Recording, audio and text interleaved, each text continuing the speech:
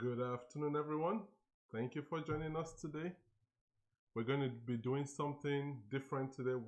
Usually we will have our 8 to 12 graders on Thursdays, but today we want to offer something different, and that is going to be our SAT and ACT practice.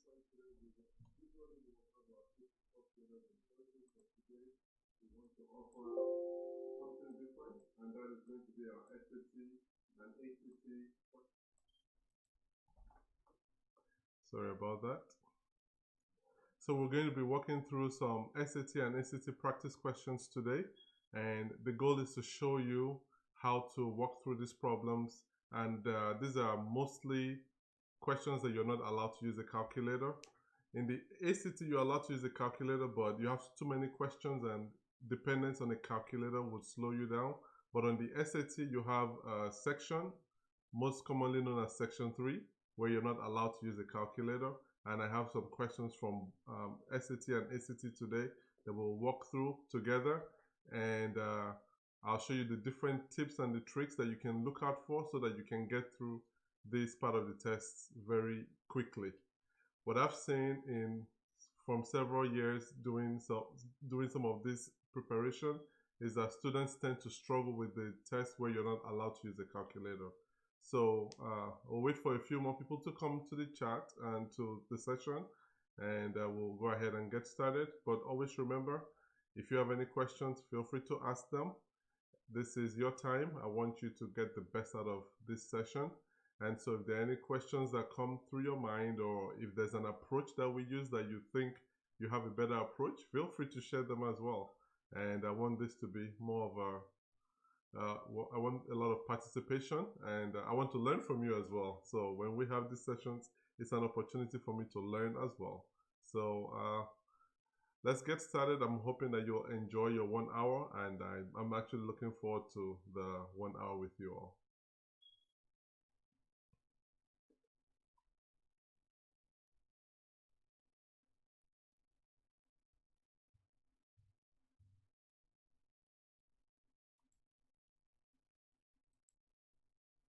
For those that are new with us, thank you for joining. For those who are regulars who attend our Thursday sessions, thank you for your support, and I am happy to have you here as well.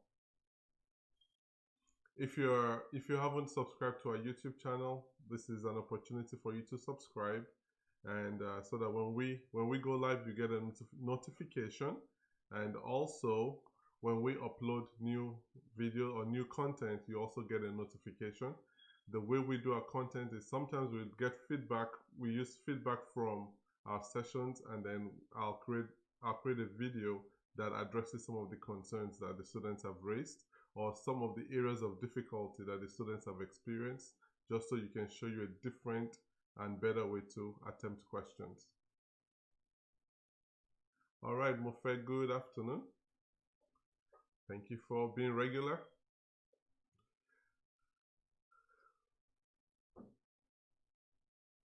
So in this session, you should expect to see a mix of SAT questions and ACT questions. You would also see free response from SAT questions as well, and I'll show you some things to look out for. Good afternoon, Ini. Thank you once again for joining us. All right, I think we're at 1:04, so we're 4 minutes in. So let's go ahead and show you the questions. I want you to actually attempt this. Each of these questions, so it's not for any specific grade. It's going to be for the whole audience. So I want you to attempt each of these questions, and then let's look at the best ways to approach it. And if your way is different and you think it's faster than my way, feel free to let me know, and then we'll all share in your knowledge. Thank you. Good afternoon, Manuel.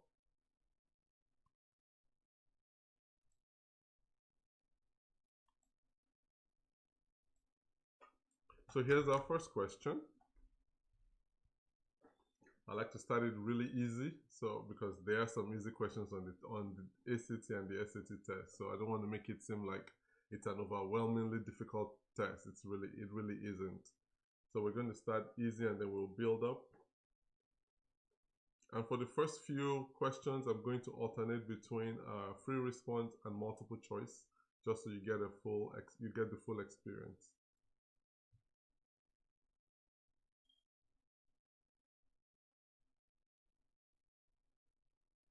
Hi, Cheryl.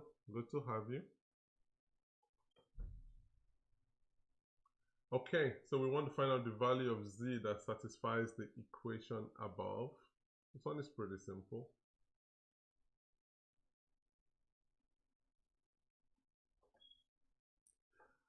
Okay, I see a C. Okay, thank you for participation.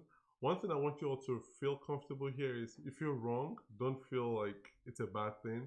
You're here because you have an opportunity to learn and to correct any errors that you may have in the way that you approach solving math questions. All right, let's see. Are we done? Okay, I have an A. Okay. So I'm going to give you a few moments, and then after that, I will go ahead and show you what to do. I see a B. I see an A. Okay. Anybody need more time?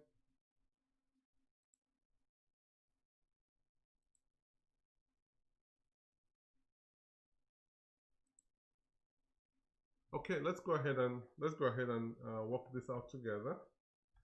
So this is just solving simple linear equations. What we're going to do is we want to group common terms, and so we have 2z plus 1 equal to z. What we can do here is you have two choices actually. You can decide to move the z's to the left hand side or move the z's to the right hand side. Whichever one you prefer is fine. What I'm going to do here is I'm going to go ahead and so I have 2z plus 1 equal to z. Let me write it properly. This is z and not 2. Okay, so I'm going to subtract 2z from both sides. And I have 1 is equal to negative z. Then I divide by negative 1. And then we have z equal to negative 1. That is one approach. The other approach you could take, and with this, I think either one is going to give you about the same speed, so I wouldn't be bothered if you use one way or the other. So we have 2z plus 1 equal to z. Now we can subtract 1 from both sides, and then you have 2z equal to z minus 1, and then subtract z from both sides, and then you have z equal to negative 1. So it doesn't matter which one you use, you still get to the same answer. So good job to those who have attempted this. Any questions? Feel free to ask questions as we proceed. Just whenever you have a question, just post it in the chat, and I'll be glad to go back and try to address whatever concern you raise.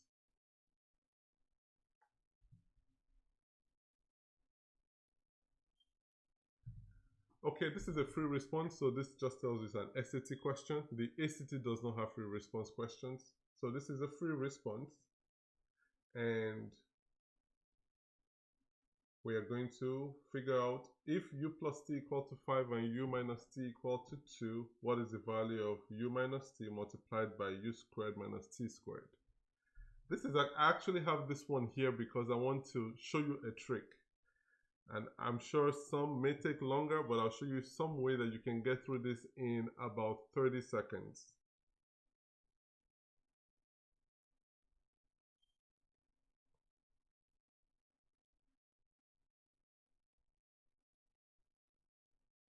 Give you some time. I'm going to give you probably a minute. See how you perform on this, because the reason why I'm giving you a minute is because on the test you are not allowed to, if you want to finish the test on time, you want to at least limit yourself to a minute or less per question. If you have to spend more than a minute on any question, your chances of finishing the test are very slim. Okay, so let's wait for some responses here.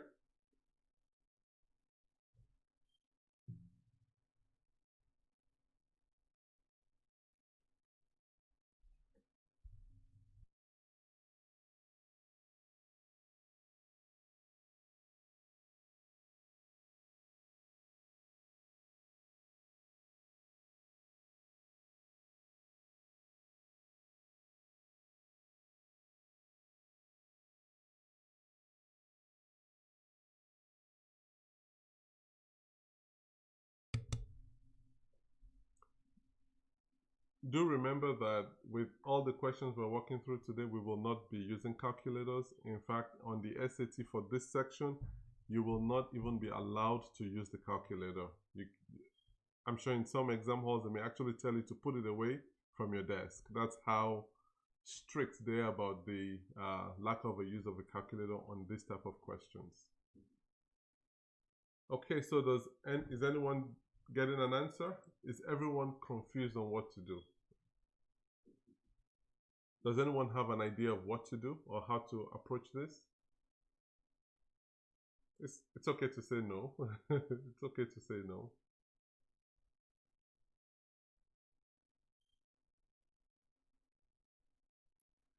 Let me give you a hint. Let me give you a hint.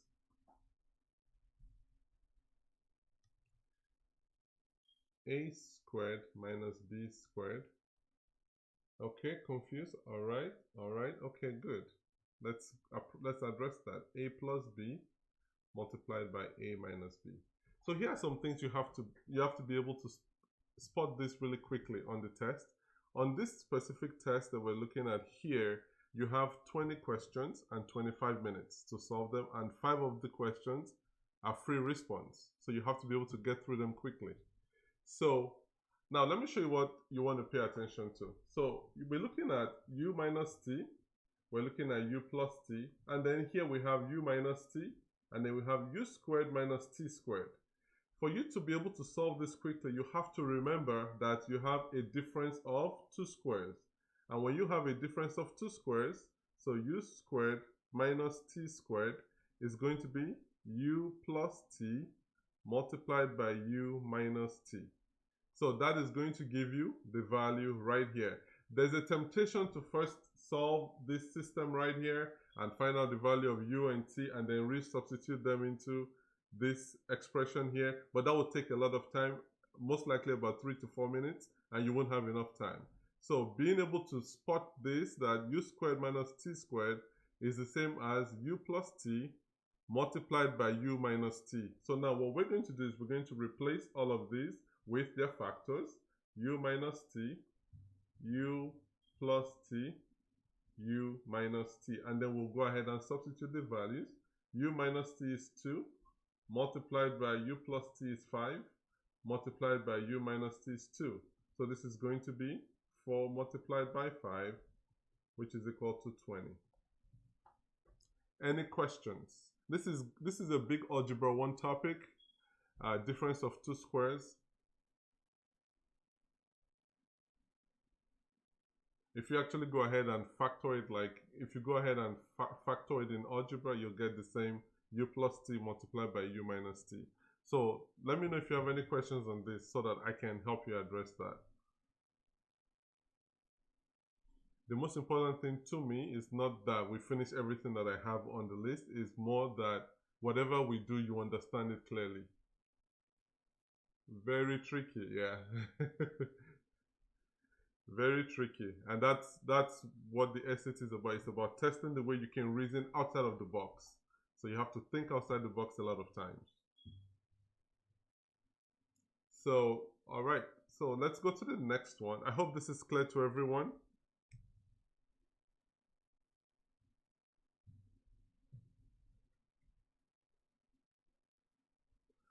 All right, let's go to the next one.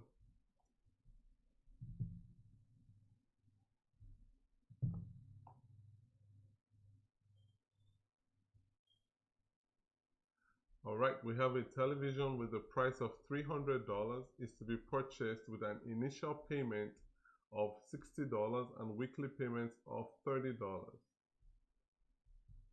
Which of the following equations can be used to find the number of weekly payments required? And the weekly payments are represented by the variable W, and we want to find out the number of weekly payments required to complete the purchase, assuming that there are no taxes or fees. We're making an assumption that there are no taxes or fees. Okay, thank you for trying. So don't forget, the television is the price of $300. The person who's buying makes an initial payment of $60, and the rest of the amount of money, the rest of the money owed, will be paid in weekly payments of $30. We want to create the equation that represents the number of weeks that we will need to pay off this TV. Okay, I see a C. All right. All right. Let's wait for a few more responses.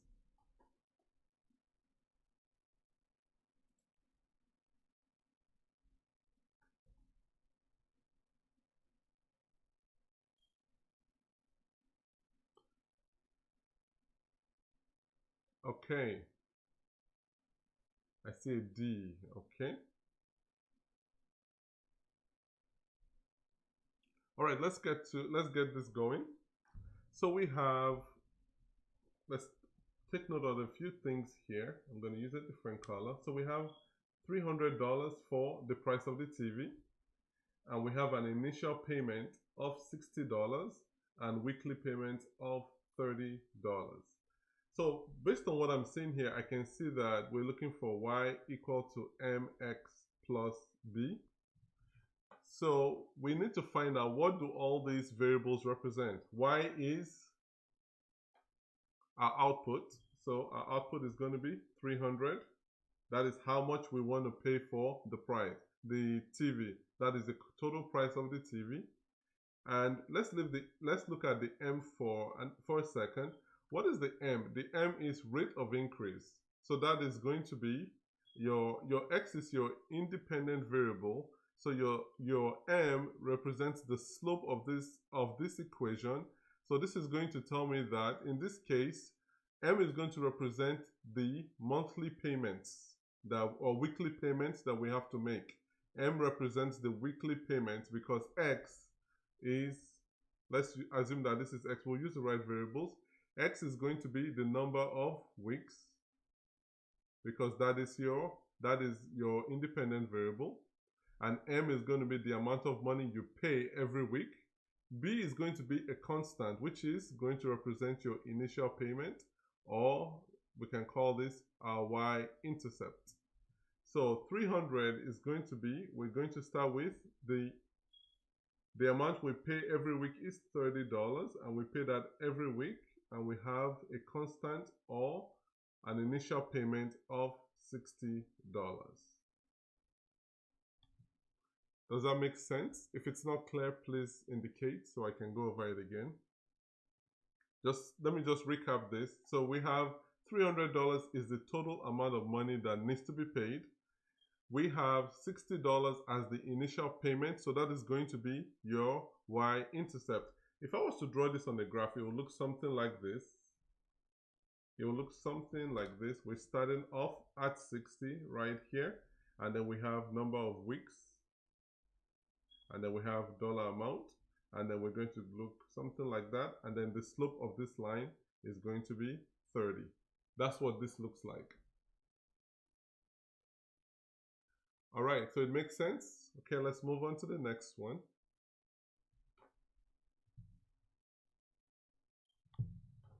This is another SAT question, and I want you to pay attention to some detail here. So based on the system of equations above, what is the value of 5x plus 5y? Whenever you're taking any of these tests, just remember you do not, if you're thinking of a method to use that makes you do a lot of math and you have to get to 2 minutes or 3 minutes on one question, you're probably approaching it the wrong way. So when I have these prep sessions with my students, I always tell them, if you have to spend more than 45 seconds on a question, you're overthinking it. So I'm going to apply that approach to you guys today. If you're spending more than 45 seconds, either you're not sure of the topic, or maybe you haven't covered it yet, or you're just overthinking it if you've covered it in class.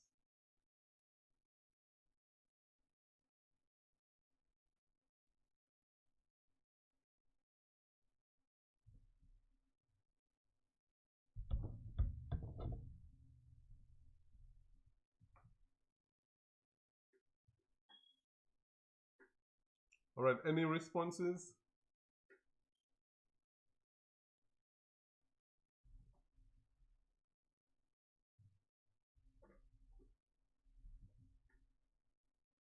Okay, okay. So someone is confused. So we'll take a quick look at that. I'm going to show it to you and you're going to be so surprised. You're going to feel like, wow, I can't believe it's that easy. It is pretty simple. Okay. Let me write out the equations and I'm going to show you something.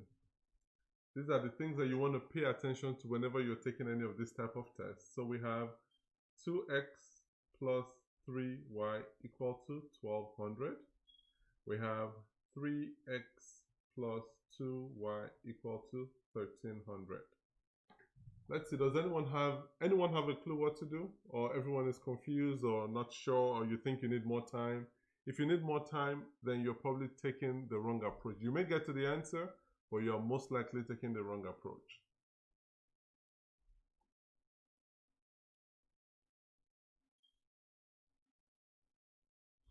All right, so let me show you a few things. When you're looking at this test, let's look at 5x here. Let's look at 5y here. What you need to do, what can you look at the values of x right here. These are the values of x, and these are the values of y right here. So we have these are our variables with x and y. So can you see any relationship between 5x when you look at those variables and look at the x variables and then the y variables? Can you see 5y? Can you find a way to make 5y? Can you find a way to make 5x? That's the simplest question to ask yourself here, and this will lead you down the path to the correct answer. So if you look at this carefully, you would see that, perfect, 2500. You will see that if you add 2x and 3x, you get 5x. If you add 3y and 2y, you're going to get 5y. And so because you can do that, you can also add up these two, and you're going to get 2500. So can you see how that is? That's about, if you're doing this on your own, that's about 20 seconds or 30 seconds. But you could also go through the approach of trying to find the values of x and the value of y, and then plug it back into 5x plus 5y. And then that'll take you forever.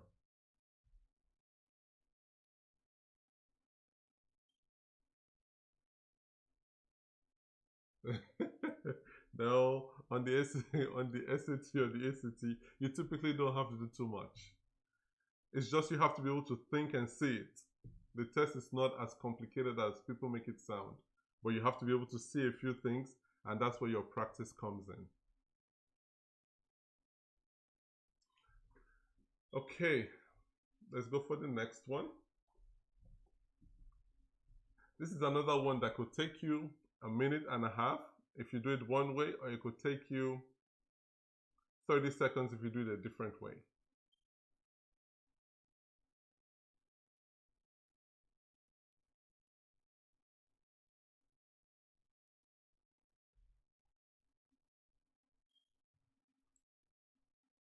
I'm sure someone is going to try to make up a quadratic equation.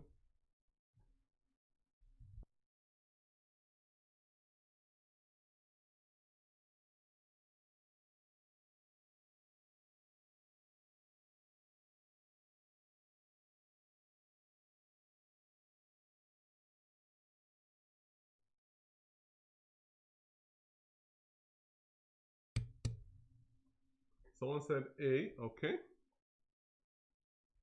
A, all right. So if you've taken Algebra 1, or if you're taking Algebra 1, for sure, you would be familiar with this concept. This is quadratic. And let's see, we have two A's, okay? So I'm going to show you the fastest way to do this, and I would like to hear if any of you did it this way. So remember that a squared minus b squared is equal to a plus b multiplied by a minus b. And so x squared minus 1 is going to be x plus 1 multiplied by x minus 1. And so therefore, x squared minus 1 over x minus 1 is going to be the same as x plus 1 multiplied by x minus 1 divided by x minus 1. And so you can cancel this out, and you now have x plus 1 equal to negative 2. Subtract 1 from both sides, x equal to negative 3. So that is that the approach you all used? All right, everyone got the right answer. Is that the approach you all used? Or did you try to multiply both sides by x minus 1, create your quadratic equation, and then solve? Is that what you did?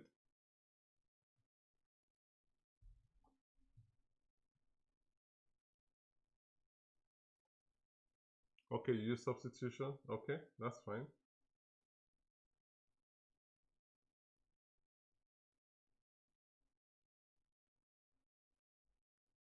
Okay.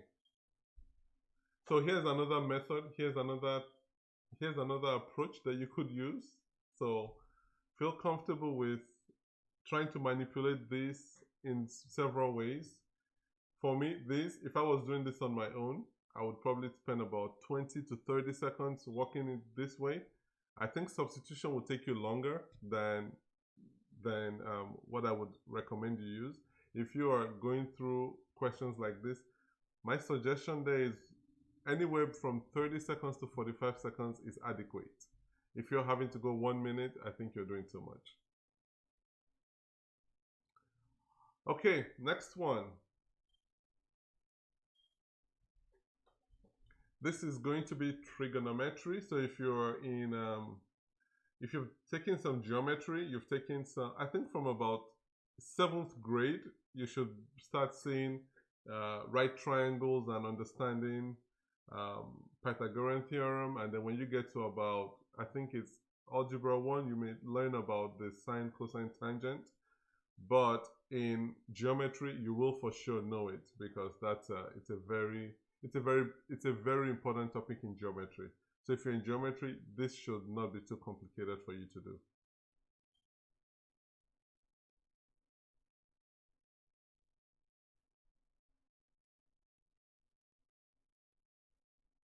Let me go ahead and come up with our right triangle first.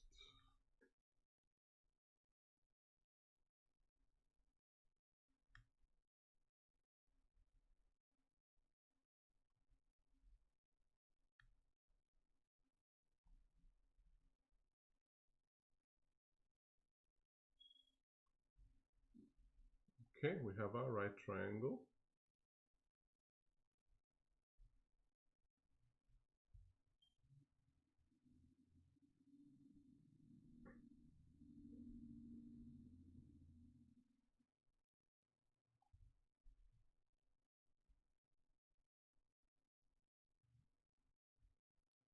Okay, you haven't learned this yet. All right, so we'll go through it together.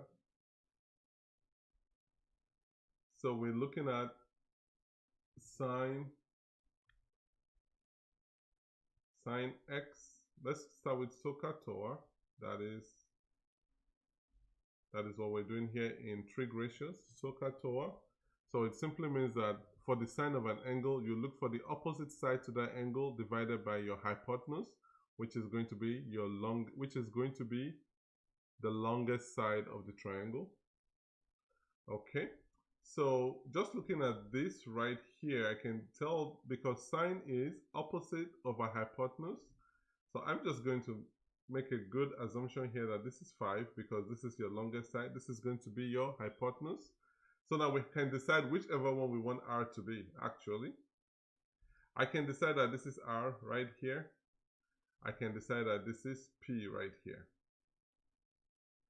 Okay, so now that we have r to be this angle, so sine r is going to be 4 over 5. So this is going, opposite side to that angle is right here, which is, let's call this RPQ. Okay, so the side QP is going to be 4 units. The side RP is going to be 5 units, because that's your hypotenuse. And now we're going to use Pythagoras Theorem to find out the value of RQR. So let's do it this way. So QR squared plus QP squared equal to RP squared. So QR is unknown. Let's call that X. So this is X squared plus QP is 4 squared and RP is 5 squared. So now we're going to go ahead and solve for X. We're going to solve for X. So X squared is equal to 5 squared minus 4 squared, which is 25 minus 16, and that gives you 9. So X is the square root of 9, which is 3. So now we have TOA, which is our tan. TOA means the tan of an angle is the opposite side to that angle divided by the adjacent side to that angle. So this is going to be 3. Let me write it in a different color. So this is 3. And so we're looking for tan P is going to give us opposite, which is 3, divided by adjacent. Adjacent just means that that side is part of the formation of the angle. So which is going to be 4. So tan P is 3 over 4.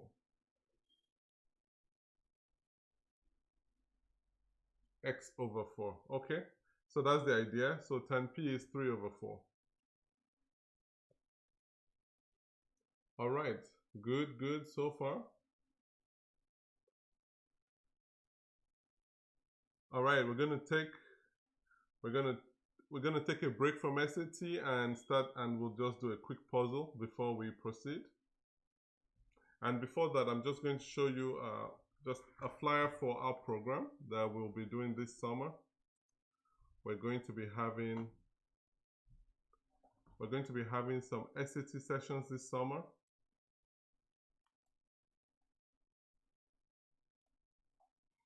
So we'll have some SAT sessions and also opportunity to prepare you for your next grade. So if you're in Algebra 1, we'll be here to help you prepare for geometry. And if you're in geometry, prepare you for Algebra 2.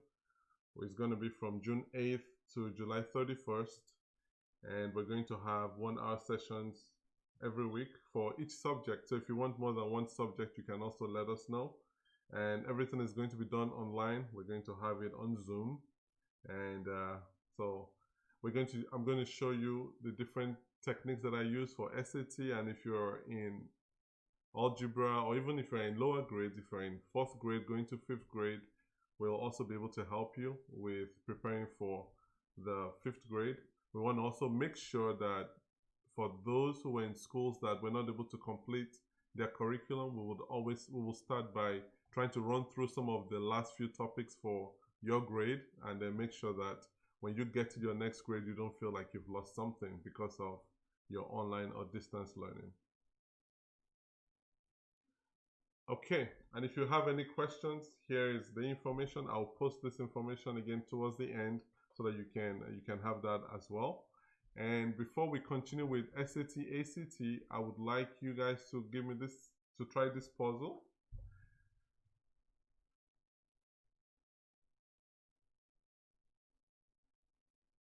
We want to find out the value of the missing number.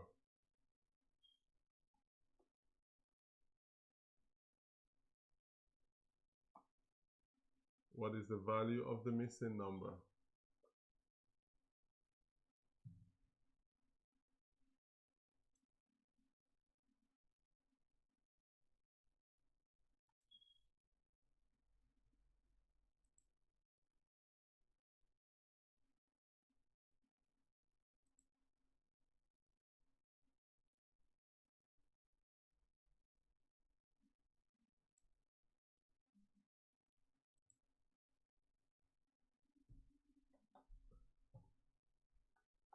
Okay.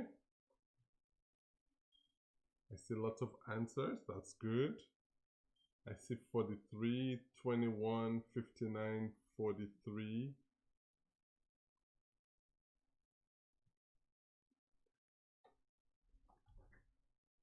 29, 59. Okay. So let me just give you a quick hint on this one, and then we have squared, squared plus squared squared plus squared squared plus. So 59 was the closest. Wonder if there's an addition error there. So this is going to give you 9 plus 9 is 18, 16 plus 25 is 41, and then we have 9 plus 49 is going to give you 58. So that is the answer. Okay, Mofe, you're welcome back. Welcome back. Very close. Okay, here's another question. This is going to be geometry and I believe 7th grade or 8th grade math. We're looking here at complementary angles.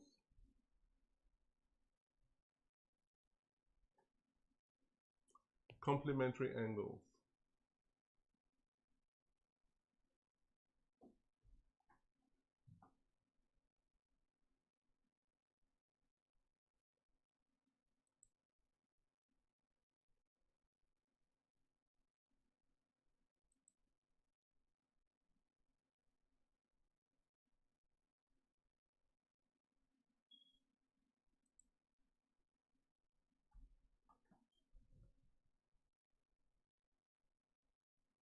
All right, so let's see, what do we have? Someone has A. Okay, Adeze, welcome. Thanks for joining. So someone has A for the answer. Pay attention to what it's asking for. It's asking for 3x. 3x. And that's one of the things with the SAT and the ACT. They would put questions out there that look familiar, because most of the time when we're in school and we're in our classes, maybe in geometry, when you get a question like this, the answer is going to be what is x? But the SAT or ACT won't ask you for x because they know that's what you expect to see. Instead, they will ask you for something else, but they will also put an answer that represents the value of x. So you have to pay attention to those type of details as you're working through your SAT tests. Okay, I see A, B, C, all right. Okay, so we have some answers, so let's go ahead and take a crack at this. So we have, this is a complementary angle right here. So what that simply means is that all of the angles add up to 90 degrees. So we got x plus 2x plus 2x equal to 90 degrees. So 5x is 90 degrees. We divide by 5. And then x is equal to 18. So you could have easily fallen for this right here. But the question is, what is the value of 3x? So 3x is 18 multiplied by 3, which is 54. So that is going to give you C. Good job to everyone who attempted it. I don't want you to feel bad if you get it wrong. I want you to learn from the experience, or if you get something wrong, I want you to learn from it. And just remember some of these details, some of these techniques, some of these tricks. And the most important trick is pay attention to detail. You have to pay attention to detail, otherwise this test has a way of getting to you. Okay, let's go to the next one. So we're looking at a circle, and it has a center at 5, 7 and a radius of 2. Which of these is an equation of the circle? Let me see. It depends on your school. Geometry, you may actually encounter it in geometry, but I know for sure in Algebra 2 and pre-calculus you will definitely encounter this, because I know some of my geometry students this past semester did a lot of these circle equations. So I want you to remember this. When you have a circle and the center is at the point HK and the radius is R, let's put this, radius is equal to R. The equation of a circle is going to be x minus h squared plus y minus k squared equal to r squared. So that is the equation of your circle. So x minus h squared plus y minus k squared equal to r squared. Okay, all right, Cheryl, Adeze, good job, good job.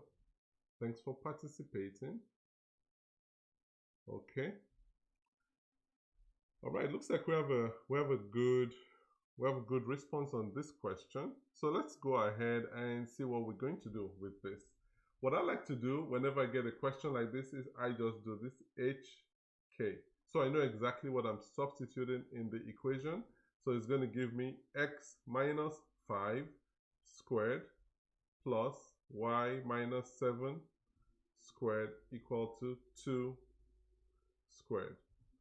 Now, this is how I would start. Then I would look at the answers to see which of these is the desired answer that they're looking for. Because sometimes on the test, they will not actually simplify 2 squared to be equal to 4. So instead of having to go through that extra step, take a look at what the answers look like and then adjust yours to one of the ones that you think is desirable. So here you're going to have x minus 5 squared plus y minus 7 squared equal to 4. So that's going to be your answer, and A is correct. I hope this is making sense to everyone. Is this helping? You guys learning something?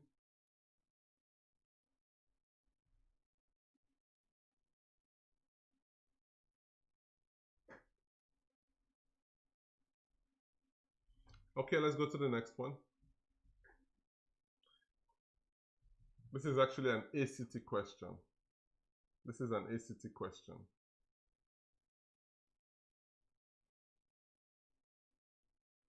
So the number 1001 is the product of the prime numbers 7, 11, and 13.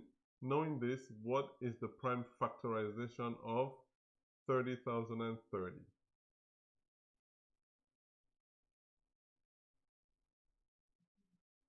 What is the prime factorization of 30,030?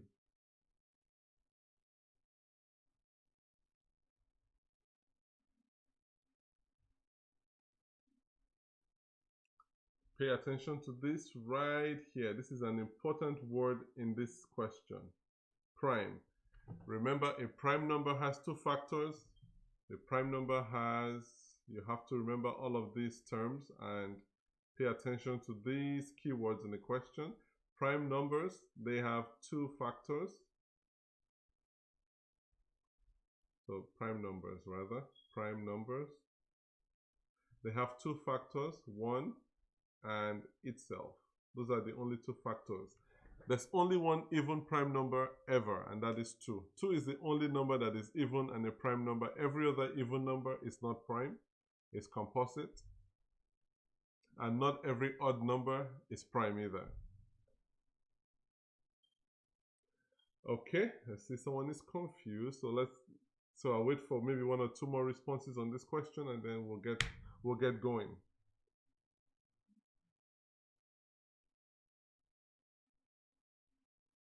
I see D, I see E. Okay, I see E. Okay, good attempts, good attempts. So what we're going to do first is go ahead and divide 30,030 by 1001. If you actually divide this, you're going to get 30. Because actually, let me do this. I want to show you some techniques that I'm going to use here. So this is going to be 30,030 is going to be 10 multiplied by 3 multiplied by 1001, and then you're going to divide that by 1001. So this is going to cancel out. So now you can go ahead and make this 30, or you can actually break up 10 into its prime factors. You have 2 and 5. So you're going to end up with 2 multiplied by 3 multiplied by 5, and now we bring in the prime factors of 1001 multiplied by 7 multiplied by 11 multiplied by 13. So this will be the prime factorization for 30,030. So it's going to be E. Are there any questions? Any questions?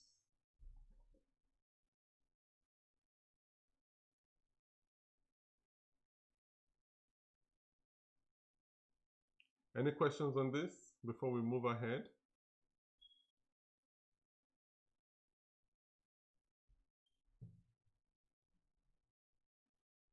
All right, let's go ahead to the next one. I always like fractions, so I would always have some kind of fraction question to kind of have minds going.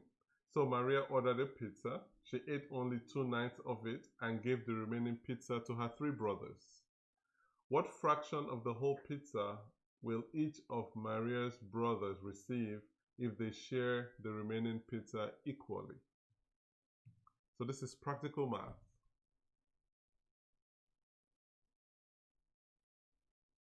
Okay, Ini. All right. Thanks for the feedback.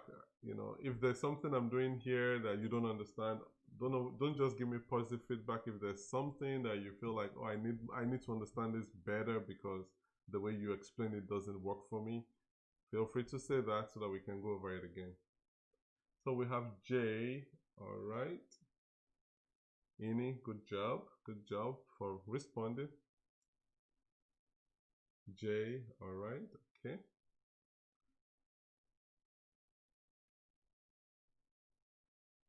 So Maria ordered a pizza. So we have one pizza, and she ate 2/9 of it. So if she ate 2/9 of it, what is left? So we're going to subtract 2/9 from 1.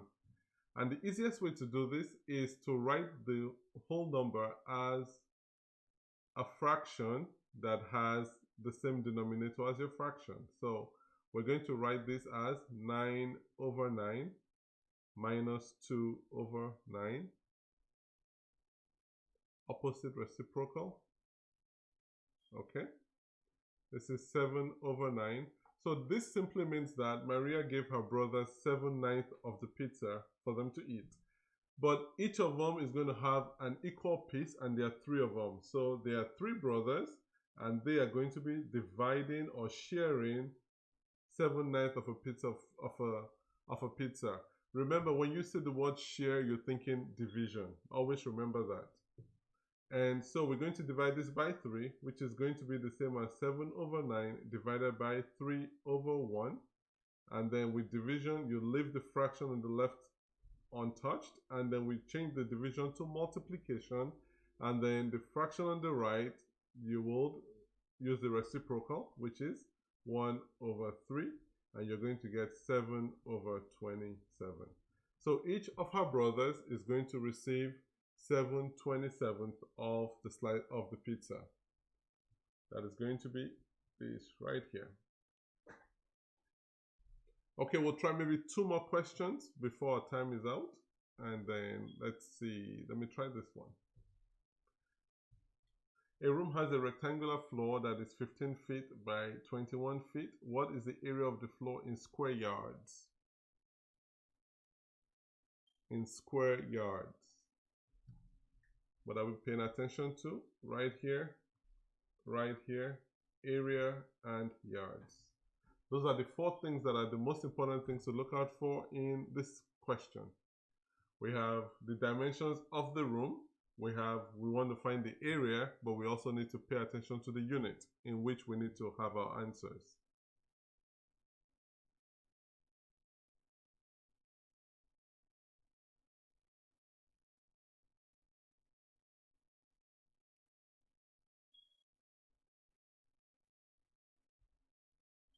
So we got 15 feet by 21 feet. So let's see who's going to help us with an answer. What is the area of the floor in square yards? There are going to be 2 different approaches that you could take here, and I am sure that one of them is going to be quicker. 105. I see 105 here. Okay, thanks for responding. And I think I understand how you got 105.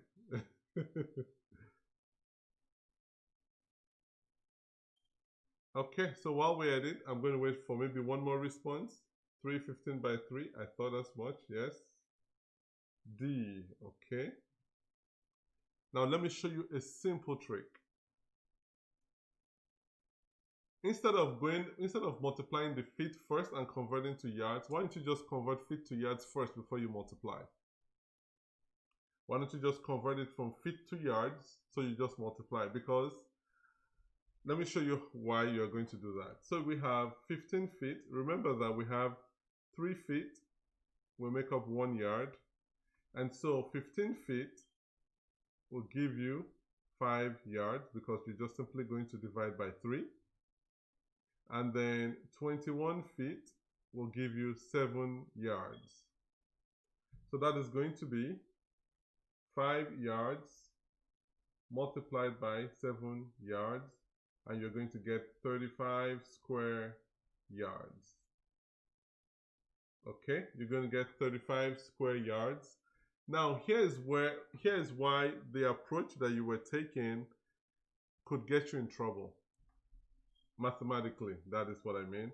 So you have 15 multiplied by 21, but don't forget that it's square yards, so you have to multiply 3 by 3. So this is confusing to do, and you have to have the right mindset, and under the pressure of a test, you're probably not going to think about it that way. So instead of multiplying first in feet and converting to yards, just go ahead and convert feet to yards first and then multiply after, and then you will get your answer. Does that make sense? So your answer is going to be 35.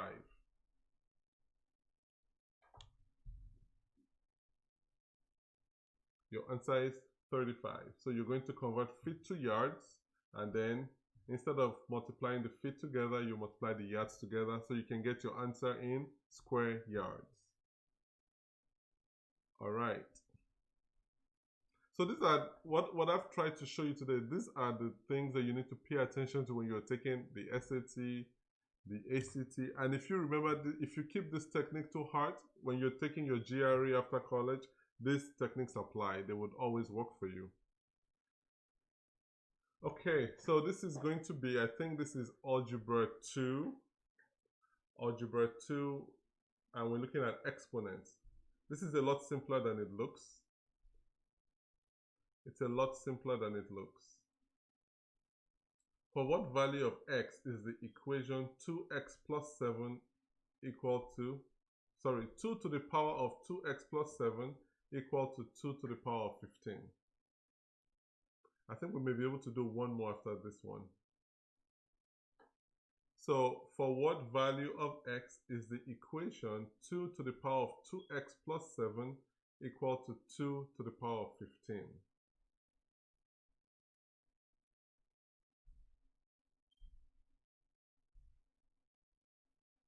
Anyone want to try?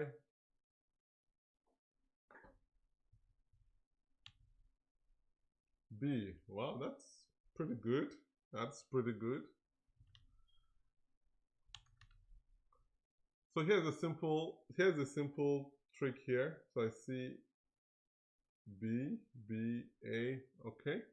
Here's a simple trick to remember. So you look at your exponents, they have the same base. Okay, so if I did something like this, if I said to you, I want you to just let me spend a minute or 30 seconds trying to walk you through this. If I said to you something like this, 2 to the power of 2 multiplied by 2 to the power of 3 equal to 2 to the power of 4 multiplied by 2 to the power of 1. Do you think this is true? So this is 4 multiplied by 8. This is 16 multiplied by 2. So 32 equal to 32. So here, the thought behind all of this is that when you have the same base, and this number 2 right here is your base, when you have the same base, your exponents are equal. Can you see here that 2 plus 3 is equal to 4 plus 1? And you can see here that we end up with the same numbers when we simplify. So this simply means that for this to be true, we need to find out the value of x for which 2x plus 7 is equal to 15. They have a common base, not coefficient. I want you to not mix up those terms. They have a common base. The base is the number that the base is the number that is being raised, okay? So 2 is your base, and you're raising it to the power of 2x plus 7. So then we're going to solve this equation. Let's subtract 7 from both sides. So 2x equal to 8. We divide by 2. and then x equal to 4. So this type of question is common in the ACT, is also common in the SAT. So just take note of just the methodology, the thought process that you need to follow to solve this question. All right, so good job so far. Good, good, good. And let's see, we'll try one more. Okay, yeah, I like this one. When x is equal to 1/2, it's called, yeah, 1/2, what is the value of 8x minus 3 over x?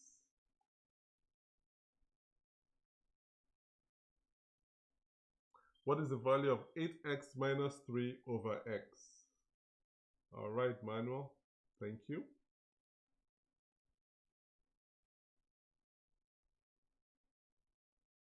Eight x minus 3 over x. So I have 8, someone says 1/2, another one says a. Okay, 1/2, all right. All right, all right, all right. Let me see. Okay.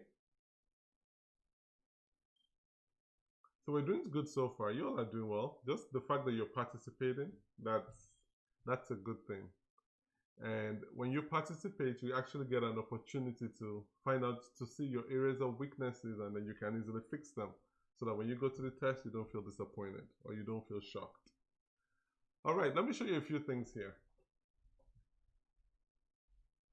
8x minus 3 over x. It's actually the same thing as 8x over x minus 3 over x. So if you cross this out, so you now have 8 minus 3 over 1/2. 3 divided by 1/2 is going to be 3 multiplied by 2, which is going to be 6. So it's going to be 8 minus 6, which is equal to 2. Now let's go ahead and show you a different way. This is the method I like, but there's another method that is fine. So this is another way to do this is 8 multiplied by 1/2 minus 3 over 1/2. So this is going to be 8 multiplied by 1/2, that is 4, minus 3 over 1/2, which is 1 divided by 1/2, which is 1 multiplied by 2, and that gives you 2. So it doesn't matter how you go about it, you're still going to end up with G.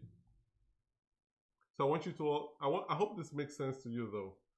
It doesn't matter how you go about it, just think about making sure, this is just substitution actually.